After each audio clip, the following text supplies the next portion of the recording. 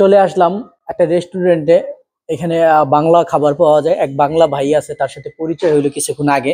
চলুন তার সাথে গল্প করা যাক। এবং তার সাথে আমার বিয়ের সাথে আসছি নেপালি শহরে। বিয়ে এখানে আহ খুব ভালো একটা জব করে। বিয়ে আজকে খাবার খাওয়াইবে, এই জন্য চলে আসলাম। তো এখানে এক বাংলা ভাই দেখে বাংলা ভাইয়ের সাথে কথা হইলো। তো ভাইয়া কেমন আছেন? আলহামদুলিল্লাহ ভালো।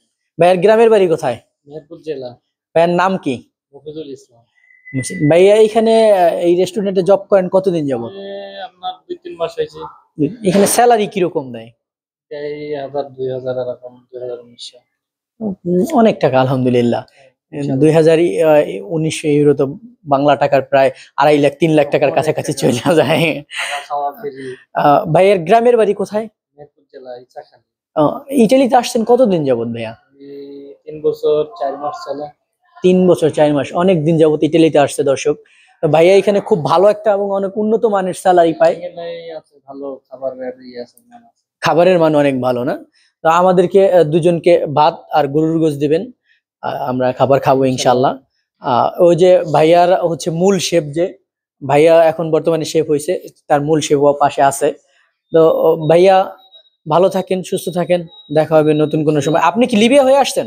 না, আমি তুর্কি হয়ে গেছি। তো, আপনি আমরা যদি আপনার কাছে শর্টকাটে একটু গল্পটা জানতে চাই, বাংলাদেশ থেকে কিভাবে আসলেন? আমি তো এলাম আপনার ইরাক থেকে 1-1.5 বছর পরে। আচ্ছা, আমি এদিকে ইরান গেছি। তাকে হ্যাঁ, ইরান থেকে তারপরে আমি তুর্কি থেকে আবার এই পানিপথে আইছি। তুর্কি থেকে তো অনেক সময় দেখা যায় গ্রিস হয়ে আসে। গ্রিসে আমি ঢুকতে পারি না, 7 বার আপনার যাওয়ার সঙ্গে যে অমনি কোট করে দিয়েছে। মানে 7 বার আপনি ওইখান থেকে চেষ্টা করছিলেন? গ্রিসে গিয়ে কোট করে দিয়েছে পুলিশে ধরে। এরপরে কি তুর্কি থেকে? পানিপথে একবার ধরা খেয়ে আবার দ্বিতীয়বারে তুর্কির থেকে কি সহজ আসা না, ইতালিতে? টাফ ব্যাপার, অনেক টাফ ব্যাপার। কত টাকা লাগছে তুর্কির থেকে ইতালি আসার জন্য? আমার টোটালে 15 লক্ষ টাকা গেছে। টোটাল মানে বাংলাদেশ সহকারে? ওটা বাদে শুধু তুর্কির থেকে আসতে 15 লাখ টাকা গেছে। তো দর্শক, আপনারা যারা তুর্কি হয়ে আসতে চান, তুর্কি হয়ে আসা খুব ডিফিকাল্ট। আপনি যেভাবেই আসেন না কেন, সাগর পাড়ি দিয়েই আসতে হবে। তো এই যদি কেউ লিবিয়া হয়ে ইটালি আসে, তার ব্যাপারে আপনি কি মেসেজ দিতে চান, কি বলতে চান? এখন মাফিয়া বেশি আপনার লিবিয়াতে, তারপরে তুর্কিতে মাফিয়া কম আছে। মাফিয়া বলতে নেই, বলতেই চলে। আপনার তো আপনার ওইখানটায় লিবিয়াতে তার ইয়ে আছে। টোটাল কতদিন লাগছিল আপনার ইটালি পর্যন্ত আসার জন্য? 10 মাস নিয়ে গেছে টোটালে।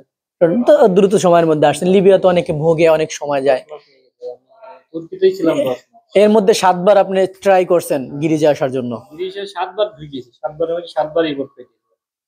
ধরা খাইছে পুলিশের কাছে, ধরা খেয়ে আবার। তো ভাইয়া ভালো থাকেন। তো দর্শক, সকলে লাইক, কমেন্ট আর সাবস্ক্রাইব করে দিবেন। ভালো থাকেন, সুস্থ থাকেন। দেখা হবে নতুন কোনো ভিডিও নিয়ে। আল্লাহ হাফেজ।